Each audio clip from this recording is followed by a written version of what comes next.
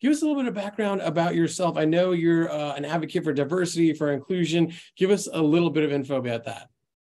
Absolutely. So I'm an advocate for like all the things, especially cyber gamification, but yes, diversity and inclusion as well. I'm on the board of the Women's Society for Cyber Jutsu. I'm also on the board of Raices, both of which are supporting here today. I'm also on the board of Wicked Six and was one of the first folks that helped start that whole program up. And I'm really excited to see everything that Jess has done with that and with the US Cyber Games. Also, I'm a super gamer and nerd, and I have spent the last 10 years working for companies that do cybersecurity training, education, gamified, exciting stuff. Very, very exciting. And then going forward, I'm actually working on bringing all of this kind of fun cybersecurity learning and education into the metaverse. So this is everything. I love everything about this. You are absolutely on the edge of it. Now, you said you're a gamer. Let's talk about that a little bit. Are you? Ooh, okay. I saw the exhale. Talk to me about gaming. How seriously do you take your gaming? I take my gaming very seriously. This is like a weird kind of entry into gaming, but I started out, I'm old. I'm super old. So Atari was like my first game, and Air 5. Got it. I got you right here. This is all we had. This is all we had. But you know, it was so fun. It was so much fun. And it was because, you know, it tapped into something that is inside of everyone, that curiosity, that problem solving, that idea that there's something out there and you got to figure it out. You got to try to understand what's happening. And I think that's what makes gaming and games in general so, you know, widely popular among human beings in general. I take my gaming very seriously. I really got into online gaming when I was in the Army. I was an explosive ordnance disposal technician. I got to blow stuff up and hang out with the president. Super great job. But we were always playing Call of Duty as like stress relief, right? We're getting in there and calling out team plays and all of this stuff and working together. And honestly, that teamwork kind of helped us, you know, in our real lives, also in how we communicated with each other and how we did everything together. So I've really taken that my whole life and applied that to kind of everyday stuff. You know, gamification is really empowering. It's really amazing. And if you use it the right way, and if you wield it the right way, it can really be transformational with any topic, with any educational topic or training topic. So. Absolutely. I love to see it. We're going to hear a little bit more about it. Before we get into it, last question. Your game, I mean, what's your game right now? What is the game that you're incredible at that no one can beat you at? Oh, well, no one can beat me at any game. Okay. Oh, okay. Well, what's your favorite one? I'm just going to throw that out there. So I'm always in Call of Duty. If you want to come find me, the White Phoenix. I like that. I like that. All right. If you want to find me on Xbox, I'm Byte Blaster. Byte Blaster, the White any other names? Yeah, I think that's good for today. Okay, that's good. I like it. All right. Well, I'm going to hang it over to you. We're about to get into the gamer panel. So, Ms. Skelly, take it away. Great. I am looking for the rest of my panel. Oh, they should be joining shortly. Okay, cool. So we'll give them a chance to get in. Let's see. Here we go. I see Lola. I see Mary. I see Savannah. Okay, screens. Oh. Hey, everybody. Hey. What's up? What's up? Okay, so we are going to kick this thing off. I just did an introduction of myself, but we're going to have you guys do an introduction right now. And I want everybody out there to know, first of all, that this panel is freaking amazing. Every single person that's on this panel, I actually know, and they are doing crazy things in cybersecurity. They're doing crazy things to support diversity and inclusion. They're doing crazy things like having babies. Congratulations to Sebastian on that, by the way. So I'm going to kick this off and we'll do some intros. Tell me, these are the things I want to know. These are the things the listeners want to know. We want to know. We want to know who you are, where you're from, what's your background in cybersecurity, and why you are here supporting US Cyber Games. Let's start with Lola. Lola! How did I know you were gonna put me on the spot? Because I love you, that's why. Oh, thank you, I love you too. Well, I'm Lola. I think on social media, everyone knows me as Cyber Lola, since it's the handle that I use everywhere. I'm a cybersecurity engineer at INE, which is a training platform in cybersecurity, cloud networking, and data science. What else?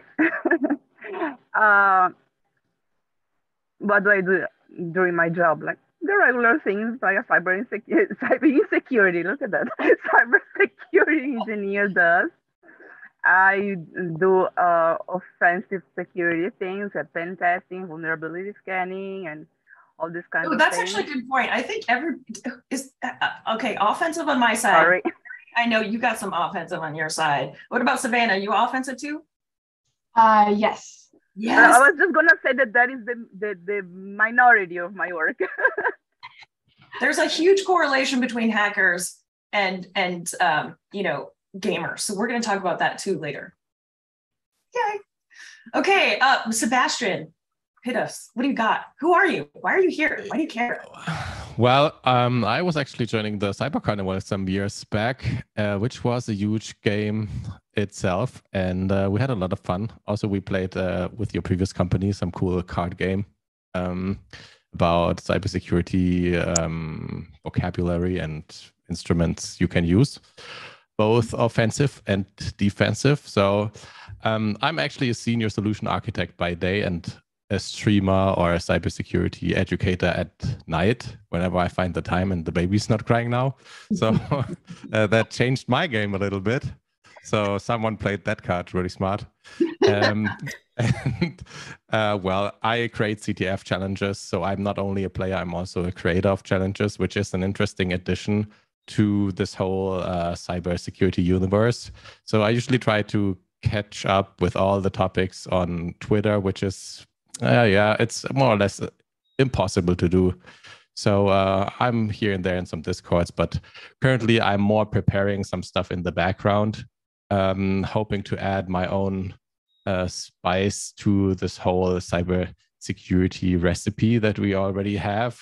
I mean, we have great platforms, we have INE, and there are tons of others. So, I mean, this is not about advertising anything. So, well, I think there are well-known platforms, but there are also tiny CTFs and challenge creators who do an amazing job. And whenever there's an event and we can bring people together, I mean, I'm definitely up for it. So the cool thing about cybersecurity is, because we talked about diversity before, I mean, it doesn't matter, right? It doesn't matter where you come from, which country, or I mean, the age even doesn't matter, right? I'm getting older, and these 18-year-olds, I mean, what the heck? I don't know what they are doing, but these guys and girls are so good. Oh yeah, they're amazing. I don't know. I mean, I don't know if everybody saw the athlete panel, but they're great and they're so curious, and I love it. I love it. Thank you, Sebastian. Savannah. Thank you. Hi, everyone. My name is Savannah Lazara. I'm the technical manager on the attack and pen team at Optiv. I'm also one of the co-leads for the Red Team Village. And I would say that's kind of like my biggest drive of helping out kind of today is we do that with the Red Team Village throughout the year. And our biggest thing is DEF CON, which is obviously in August this year. So we put on a big CTF, interactive workshops and stuff like that. So just being able to kind of bring everyone together to help level their skills up is just like the best way, to me, is how we can train the future workforce. Love it. I love it. I love it. What's he doing? Oh, Red Team Village in the house. Yeah, I'm actually, I played that. So it's amazing. Yeah, no, it was really interesting last year. It was definitely, everyone was going head to head with each other with the CTF last year. Get your game on, get your competition on. I love it. I love it. Mary. So I am Mary Galloway. I am the CEO and a founding board member of the Women's Society of Cyber Jitsu. We are a partner of the US Cyber Games since the very beginning. I also work for a major seller of cybersecurity products dealing with SOC automation and digital transformation in SOCs. I haven't been able to play games in a while because I don't have the time with all of the jobs that I have. But it's very important. One of the things that Cyber Jitsu loves to do is host competitions. We create competitions. We have meetups to go through different competition type of stuff on like Try Hack Me and Hack the Box. And it's a really cool way for women that may not have played in a game before to kind of get their feet wet and be like, oh, I really like this. And ooh, like I want to take this to the next level. And so that's why we're here. That's why we enjoy this. That's why Cyber Games, Wicked Six, all of these different platforms and programs are really important because it's giving exposure to folks that may not have that exposure any other way. Absolutely. And I think, you know, when we talk about games in general and gaming and gamers, this whole community of gamers is very much inclusive. Everybody likes to play games, right? Whether you're young or you're old or you're you know, from one country or another country, it doesn't matter. There's something like fundamental that games and gaming do for us as human beings. It's just really exciting. I know for me, when I think about, you know, what is a gamer and why I consider myself a gamer, it's not just that I play video games. It's that I'm curious about things, about everything, because I like problem solving. I like these really intricate stories that lead me down a path where I don't know exactly what's going to happen, but I don't know how it's going to play out, but I'm enjoying the journey to get there. And the interesting thing is that there's a massive correlation between the cybersecurity community and also between gamers. In fact, I did a Twitter poll earlier that's still going, and you can check it out at Keenan Skelly. And it's about whether or not you're an InfoSec and whether or not you're also a gamer. And right now we're sitting at 87% of people who have taken the poll are in InfoSec and also gamers. And that tells me a lot. That tells me a lot about the curiosity and things of that nature. So questions out to you guys. What else do you think gaming does for that mindset of a gamer or a hacker? And I'm going to use those interchangeably because Lola, like you know, Mary, like you know, Savannah, like you know, we hackers think the same way as gamers. I think it's like the same thing, basically, essentially. So tell me what other qualities you think that curiosity, that gamification, that hacker mentality brings to cybersecurity that is so unique. I'm going to start with Savannah. So I would say kind of having that passion and drive is kind of similar with like any type of game aspect. You kind of need to have, like, you want to win. So kind of incorporating that into whenever we're up against doing any type of like offensive security assessments or anything like that, or CTFs, you're trying to figure out the issue and kind of go from there. So I would say kind of having the drive and the passion is another quality. Absolutely. Absolutely. Mary, what do you think? I think it shows that you have initiative, right? Something you need to have in cybersecurity. You can't just jump in and be like, okay, I'm here, now what? You have to be able to take the initiative. And with games, you have to, because you don't know what you're supposed to know, you have to take that initiative to like research it and look for it and like try things out and, you know, fail a little bit and then like, okay, I failed here, but this is what I learned from this, right? And then use that the next time you're up against a challenge, either at work or in the competition or even in life. Yep. That's so true. That's so true. And you know, a couple of you have hit on competition already, and who doesn't love a little friendly competition, whether it's with other people or with just yourself, you know, trying to be better at what it is that you do. Sebastian, what do you think about what those qualities are, those gamer hacker qualities that are part of cybersecurity that are just innate, that are really important and connected? Yeah, I think what's coming up these days is if you're looking at this massive amount of information that you have to consume and like you have to process it with your brain like instantly almost, and there's no better group or audience for that besides gamers, right? I mean, gamers can actually focus on a specific task, on a mission that you have to complete. Might it be a first-person shooter or whatever you want to play, right? And then the same applies for web security assessments, right? I mean, if you would do the OSCP exam, for example, I mean, there is a massive amount of stuff out there, and you just have to filter out like by a certain criteria. So you have to know your game, right? You have to know, okay, how does this service behave? Like, is it normal? Is it not normal, right? And I think just this exploration, as Mary also said, right? This curiosity, like, I mean, do you really know every corner of the map, right? Do you even know some things that others don't know? I mean, this is what also will make you a successful penetration tester or a successful bug bounty hunter. And I mean, it's practice at the end of the day. Both of these things, you cannot be excellent and top of the game in cybersecurity if you are not like practicing a lot. And the same goes for esports and everything you can do in the gaming space, I think. I love that little analogy that you just drew. Like, if you don't know the map, you're not going to do very well. And that is such a great analogy for cybersecurity. Like, if I love playing Call of Duty, and they'll come out with new maps every couple of quarters or so. And if I've never seen the map before, oh my God, I suck. I absolutely suck for like days, because I have no idea what I'm dealing with. But I want to kill some people, right? And I want to take them down. I want to blow them up. I want to win. So I learned that map very quickly. And that's actually a great analogy to cybersecurity. It's very much like understanding your network, understanding your tools, understanding what you have available to you so that you can go out and be a rock star at cybersecurity. I think that's great. I love it. Yeah, exactly. Lola, what kind of qualities do you think are, the hacker gamer mentality that are so important for cybersecurity? For me personally, I would say strategy and critical thinking is something. Yeah. I am not really I don't do games as a hobby, and my hobbies are completely different.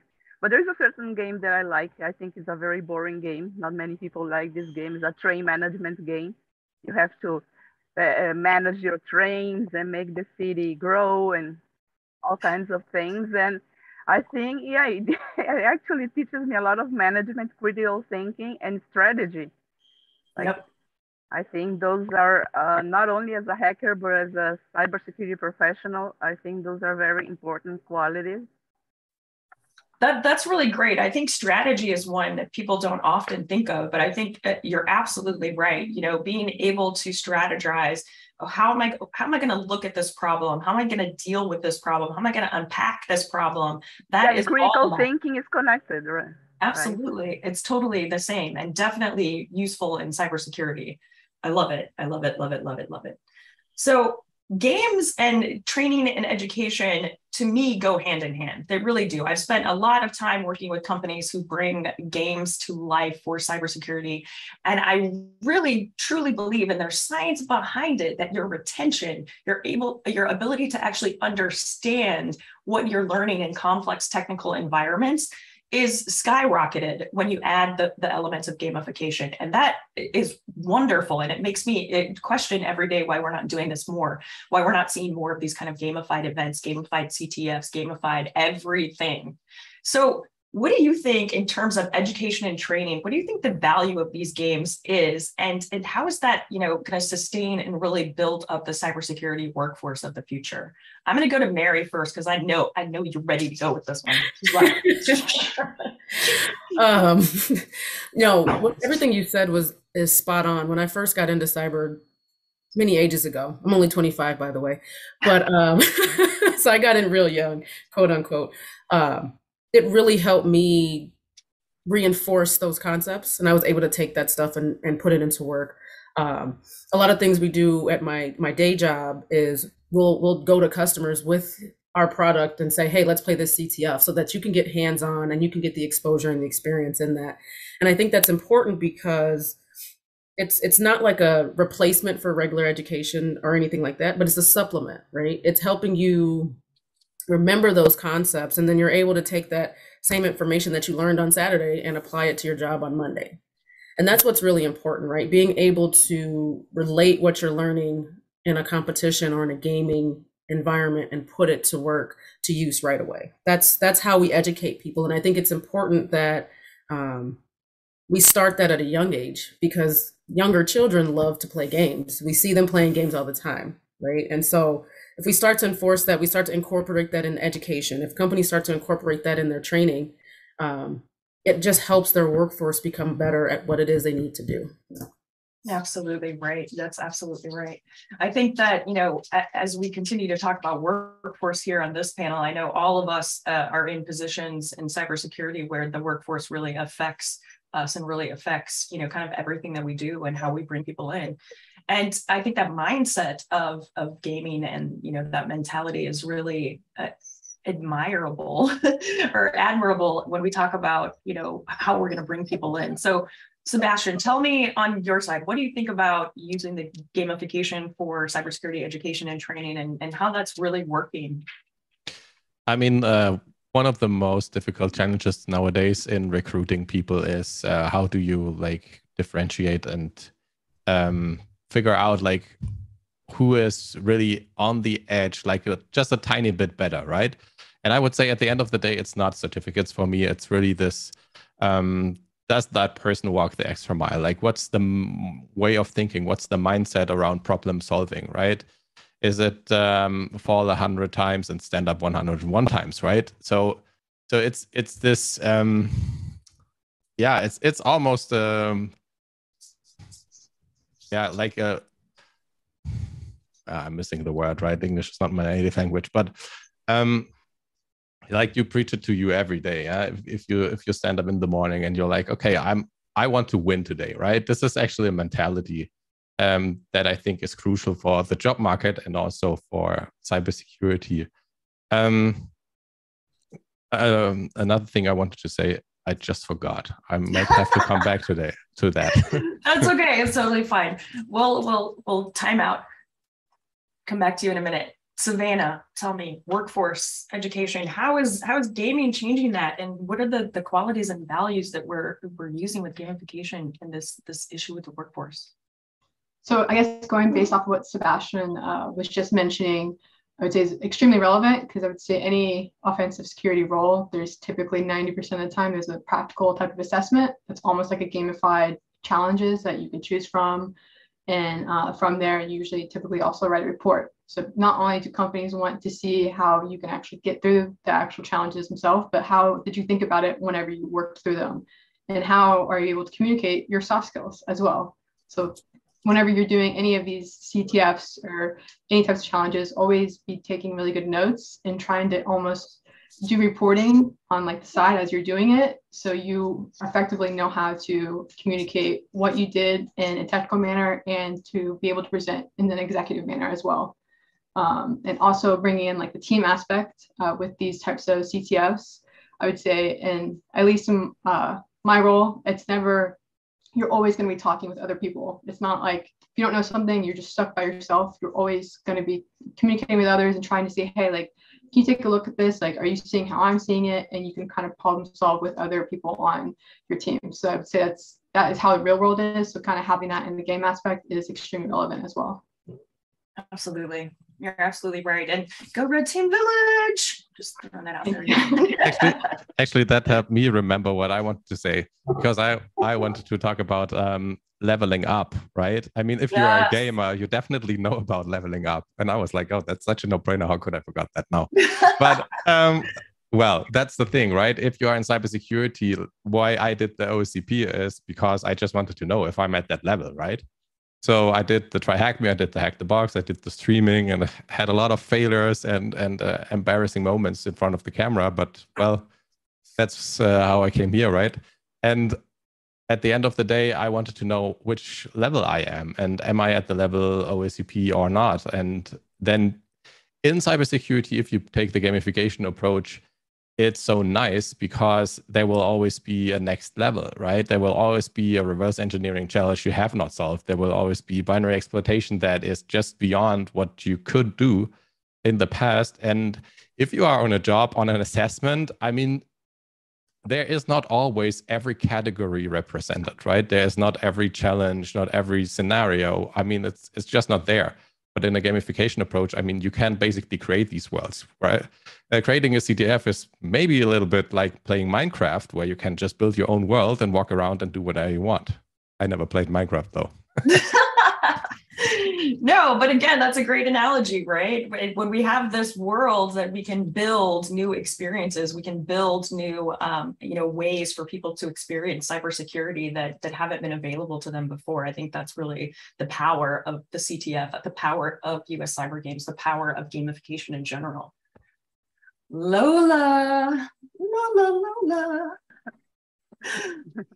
Tell me, what do you think the impact of, this kind of gamified approach and the CTF approach is for the workforce and the cybersecurity gap that we have right now?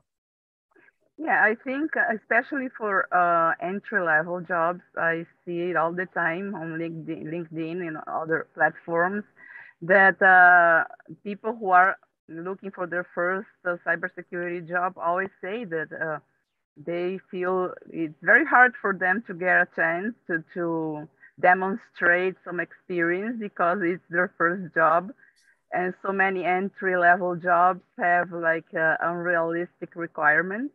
But Amen. I think if you're listening out there and you're hiring cybersecurity folks, amen. Your requirements are ridiculous. You don't need 8 years of experience in a technology that has existed for 2. Fix yourself. Yes, because sorry. No, you're fine. Go ahead. I think those expectations are completely unrealistic and the opposite of what an entry-level job is supposed to be. If it is an entry-level job, is the point of entry to a person in a certain field. That means they don't have work experience. So requiring them to have work experience defeats the purpose of an entry-level job. And now I'm going a little bit off scope, but all of this to say that I feel that platforms like TryHackMe and others are a way that employers could see a potential employee's experience. It doesn't need to be a job experience. This person, they have a GitHub repositories, they're active on these gamified platforms, they are participating, and they are picking up skills. They are being exposed to many, many different skills. And also I believe that from an educational point of view, I believe that this gamification creates consistency, which I think is a very important skill for anyone who's trying to learn something. And everyone prefers to be on the game every day than other things that are boring. So if the game is interesting and it serves an educational purpose at the same time, it's a win-win situation. Absolutely. You're absolutely right. It's really something that is a game changer for this space. And I think for a lot of technical fields, if it's applied correctly. Yeah, I think those employers, instead of posing these unrealistic expectations for potential employees, they should be paying more attention to these platforms such as CTFs or TryHackMe and such. You keep an eye there, start listing this as good to have, be active on these platforms. You would be able to attract much more talent, keeping an eye on all these platforms than require unrealistic expectations. You are keeping your talent away. That's absolutely. No, you're absolutely right. And companies, if you're listening out there, yes, you need to fix yourself. I'm just saying. Okay, so the next question, cyber is a team sport. It's a team sport. It really is. Everybody sometimes thinks of themselves as an individual contributor, that I just do this thing and then I hand it off to somebody else. But cyber is really about working together. And I gave the example earlier of, me and my EOD unit playing Call of Duty together, and how that gamified experience actually helped us in the real world. It helped us communicate better. It helped us kind of get inside each other's heads a little bit better. What do you think about that? Do you think that doing these kind of team-based events with gamification, with CTF, do you think that that is a positive influence or impact on cybersecurity as a whole? And how would you take that to the next step? How would you continue to process that? So Mary, I'm going to hit you first. Yes, it's very important. What you said. No, I remember the first time I played, I think it was Cyber Olympics or something, like a long time ago. And it was a group effort and we all had our specialties, right? I was still kind of new to the industry, but we all had our specialty areas. And it worked because we all learned from each other. We all knew what we could take care of, what we could handle. But it gave each one of us leadership opportunities because we could lead, the development or the challenges for that area that we were familiar with. Taking that to the next level, if you have a solid team, like if you play, like we try to have a Cyberjitsu women's team all the time for all the competitions, you guys start to learn and grow together. And then you can start to tackle those more advanced challenges, like the DEF CON CTF or the Red Team Village. I've never been to the Red Team Village, so I need to check that out now that I know Savannah. But it helps you grow your skills. It helps you build your leadership. It helps you go into your workforce or into the office and take those same skills in there, the soft skills and the hard skills. Leveling up for that too is teaching somebody that's coming up behind you. So like you don't really know what you know until you try to teach somebody else what you know. That's when you learn for real. That's so true. So I think that's a key piece of that as well, because now you're mentoring, you're improving your leadership skills even more, and you're helping bring that next generation up. That's so true. 100%. Sebastian, I know you got thoughts around this. I know you got ideas. Yeah. So playing a game with your colleagues or anyone else is basically team building on steroids. I think you just accelerate everything, like all your senses, all your emotions, right? It's you also want to have first bloods, right? I mean, that's what it's all about. Once you hit a certain level, you're just going for first bloods. I mean, once the first blood is taken, I mean, it's basically the end of the game, even though the game's not over, right? So, and I remember when we hit Red Team Village CTF, I was playing it 2 times now, I think, with a completely random team from the internet. So like some of my viewers, some of my friends, some people better than I am, some of these 18-year-olds, genius talents. I don't know what they are doing or what they have for breakfast, but it definitely works. So, yeah, and then I mean, you just push yourself, right? I mean, that's basically what it is about. I mean, if you have a team, it's way easier to push yourself than doing it alone.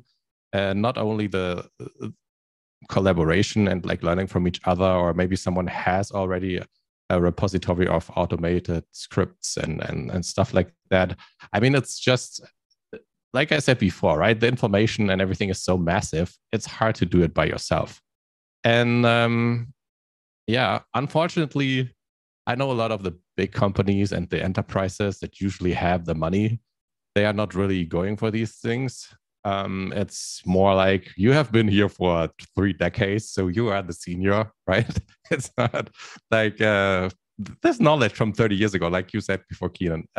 It's also like, what was there 30 years ago, like of what we are doing? Like we're now having event-driven architecture and like push notifications on your mobile and all these single sign-ons and whatsoever. I mean, it's great that these 14, 15, 16-year-old girls and boys are finding SAML response vulnerabilities and all of that stuff, like where big companies paying tons of money, like 6-digit figures easily, right? And still there are these basic vulnerabilities just because some people are a little bit more curious. And yeah, I mean, I think there will be a shift in the industry, and hopefully there is, but we also need people to finance the little ones, young companies, startups, people who are just getting out there. I mean, I'm all doing this. My breaking IT one-man business is actually I fund it, right? I fund it myself from the money I get from my main job, right? And if you do streaming, if you do something on the web, the audience that is hungry, let's be honest, like it's Eastern Europe, it's India, it's Asia. These are the people mostly that are really hungry, because they also see the potential, right? And they have dreams. And I think that's also a critical aspect. But I will stop here, give others the chance, because I know we have such an amazing panel. I don't want to talk too much. No, you're totally right, and I love your perspective, especially coming from the streamer aspect, and as a gamer and a Twitcher and all of those things, you get to see a lot of the combined efforts, that hunger, the curiosity that goes into all of these combined fields together and how they play together.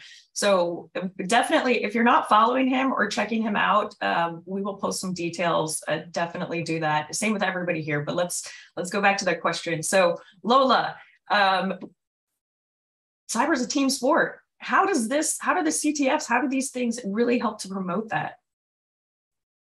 Cyber is a team sport, and I absolutely agree.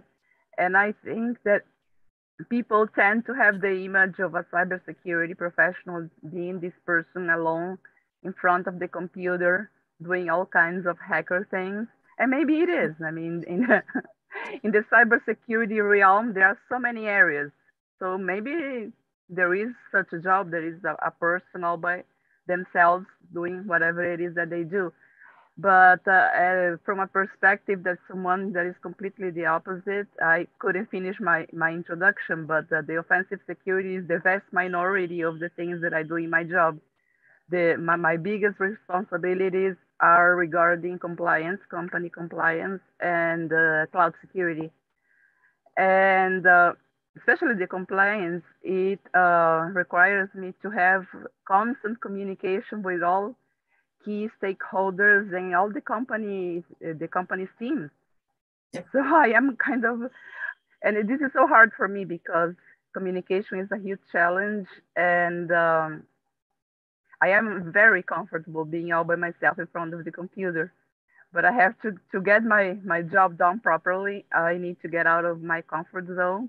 And thankfully, being 1 year in my current company, being very happily employed, I have established very nice relationships with managers of other teams and members of other teams, which is awesome. So it allows me to be a team player too, not only be by myself. Of course, I still love it when I can, when I have a job responsibility, a task that I can finish from beginning to end all by myself here, quiet, without talking to anyone. I love that. Yeah, but it is like, but because of the nature of my job, I am not an offensive security person. not in my current job. I can't do that. I can, like, maybe 10% of the time, but in the vast majority of my job, I have to be constant talking to salespeople because another part of my job is completing security assessments for big companies who are our clients. Yep. So I need to be in constant communication with the sales team. And like I said, for compliance purposes too. I mean, I have my platform, I have to be monitoring this all the time. And I see that a certain person for a certain team, there is an issue there. Okay, I have to talk to them. If talking to them doesn't solve the problem, then I'm going to pull rank and talk to their manager. Absolutely.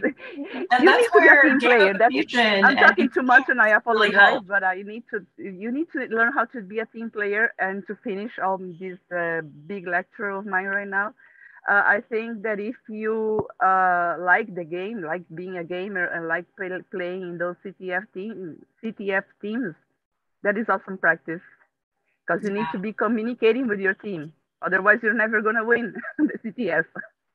You're not going to win it by yourself if you're part of the team, unfortunately. Teamwork makes the dream work. Savannah, tell me a little bit about, I mean, Red Team Village, you guys have some great opportunities there when it comes to these CTFs and these challenges. How do you see this teamwork kind of playing out and making all of the Red Team folks out there really excel in their positions? Well, I would say that, like anything in like the cybersecurity industry, it's not the type of industry where you could just kind of be solo and one-off. Like everybody's always communicating with each other. Like that, I would say that's like the greatest thing about our industry is like we're all talking to each other on Twitter. People are disclosing vulnerabilities, obviously after like the period 90-day window or whatever the company kind of has like the window set as. but that's the only way to be successful in this industry, is to be communicating, is to be working with other people and building connections as well at the same time. Because then you have people that, you know, like, oh, I can go to this person for fishing, or I can go to this person for bypassing a specific EDR. Kind of having an understanding of those specific people or groups or whatever, then you kind of have those connections, and it's all teamwork. Like, our industry would not be an industry without like teamwork. You can't like have when a company just has one person doing IT, that's why it doesn't really go that well. But I would say that's kind of the biggest thing with having the team sport in mind. Yeah, I everything that you guys said plus 100, communication, and that's often difficult. You know, a lot of people in cybersecurity, I know I don't seem like it, but I'm actually an introvert, and I have to like work my way up to being this loud in front of your face person that I am. Pew pew pew pew, and it's kind of exhausting sometimes. And sometimes teamwork is hard, right? Because I don't necessarily want to be expending all of that energy. And there are a lot of folks like that in the cybersecurity industry. And these kind of more relaxed, gamified environments really allow you to be a part of something and be a part of a team without so much pressure, right? Making it a little bit more fun, a little bit more relaxed than having to do the complex kind of communications that you would have to do in everyday life. But eventually it helps you in all of those facets, right? Which is wonderful. It's really wonderful. So we're getting close to our time here, and I want to just throw this question out, and whoever, you know, jumps on the grenade first, that's totally fine. You know, what do you want to see in the future in terms of gamification and cybersecurity? Like, this is really just starting to get popular. You know, we've been doing this for years. We've been putting these CTFs out for years. We've been building games for years for cybersecurity. But what's the next level? How does the game industry and cybersecurity level up for the next level of players, right? A potential employer. Oh, go on, sorry. Sorry. I haven't wanted to talk. All right, do you want to go? Savannah, you're up. Okay. I used to say that I see with everyone who's playing CTFs, a majority of the time people don't try to leverage whenever they're playing like those actual like challenges and everything and competing in them. They won't leverage trying to use their soft skills as well. So like I was kind of saying earlier in the panel, take whatever you're doing and also try to write it down in a reporting kind of aspect, because then you can actually apply those like types of skills for whenever you're interviewing for jobs. So say if you see a job that says 3 or 4 years of experience is required, just because it says that does not mean like you absolutely need that. Apply anyway. Show them that you're just as good as those people who have 4 or even more years of experience. But using the CTF platforms that you are playing on and trying to build those soft skills, I would say is like one of the biggest kind of gap that we see whenever we're interviewing people. Like, they're really good at the CTFs, but a lot of them are missing the soft skills of being able to kind of communicate that information properly in an actual report. Yeah, that's super important. The communication piece is huge. And I think the games themselves and the CTFs themselves can help really kind of mold and shape that. At least hopefully they continue to do that in the future. Mary, you're nodding your head. You're all excited over there. What you got? I want to see more collaboration between the platform providers and schools and nonprofits and organizations helping to bring more people into the cybersecurity space. I think that's important, that not only collaboration with being able to play the games, but with developing what needs to happen in those platforms, and having some kind of, there's a couple of games out there that kind of that people use for hiring and stuff like that. But I feel like more collaboration around what that looks like is going to be something we need in the future. Absolutely. Some kind of, almost not standardization, but at least, you know, we keep talking about diversity. How about we have some diversity in how we're building out this next level? Yeah, absolutely. Lola, what do you think? What do you want to see? What's going to be like? I think there are some excellent platforms that they offer this gamification way of learning. I think we have a ton of very interested gamers and people who want to get into cybersecurity, and senior people are always directing them to these platforms. Oh, go try hack me, go do. But I think that the next step, the future has to be the potential employers taking advantage of this like potential workforce that is working so hard to learn on these platforms. And I don't know, I'm always looking at LinkedIn, and many people contact me, wanting advice or sending me, oh, I saw this job posting, what do you think? And I think that it has improved a little bit. You can see some companies already for entry-level jobs, like already mentioning, oh, experience at Try Hack Me or experience in CTF and whatnot. So a little bit, but I think it's still the vast minority that is already like evolving their way of hiring. And I would like to see more of that, like more and more. They're wasting, like, I will say it again. I like repeating myself. I think that they're wasting time, like setting unrealistic requirements so nobody comes. It's a way of gatekeeping. I'm sorry to be blatantly honest. And they are wasting the chance of... Preach, Lola, preach. There is a workforce, a very talented workforce. They are waiting to be given a chance, but you see those old-fashioned potential employers that are still on their closed mindset that they want X years of experience and they want the CISSP and for an entry-level job. Yep. So that's what I would like to see. I think the platforms are there. There are wonderful platforms already that exist out there. And there are others that are going to be existing very soon. I can't say anything else about that. But and we have people interested. I mean, it's a game, it's fun, and you learn. Yeah. But what's not to like? Many people are interested. So now we need only the last part to make the triangle. We need more employers being... You heard it here first. Okay, maybe not first, but you heard it here again.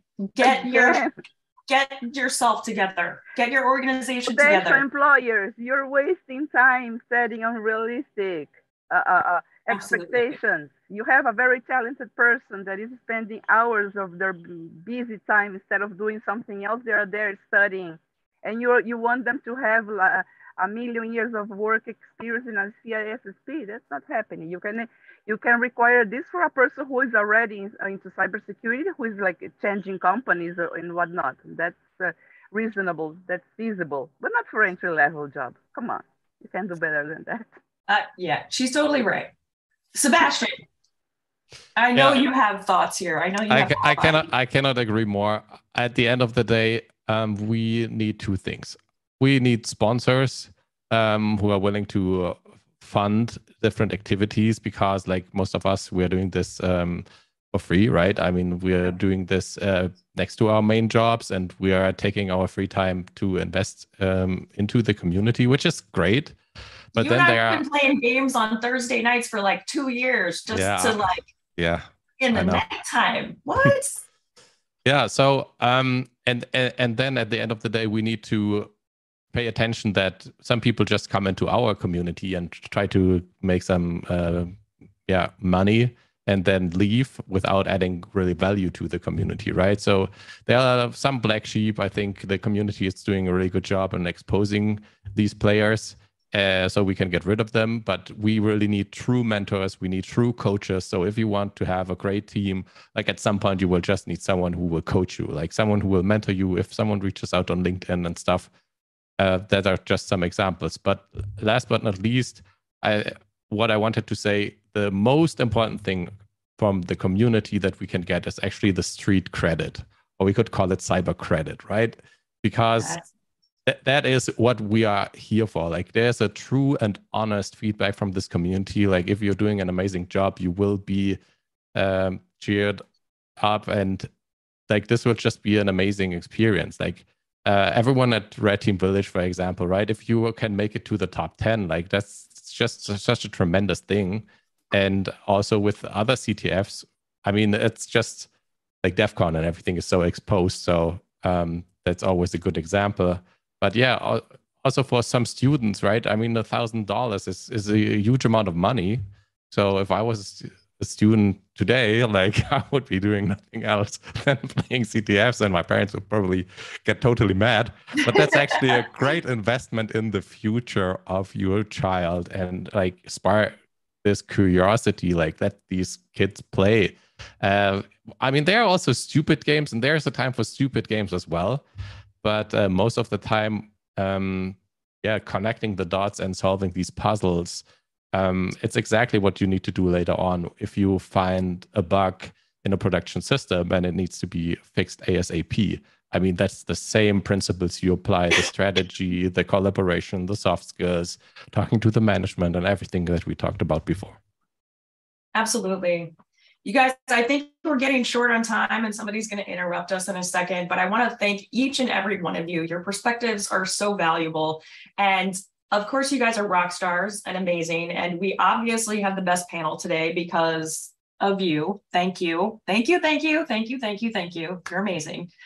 But on top of that, we have an opportunity in cybersecurity right now. We have an opportunity to actually build a community that works together, communicates together, plays together, does all of these things together. And gamification can really help us get there. Gamification is going to help us in the future with the future workforce. It's going to help us work better together today. So let's do it. Let's do it. Get in the game. Get in the game.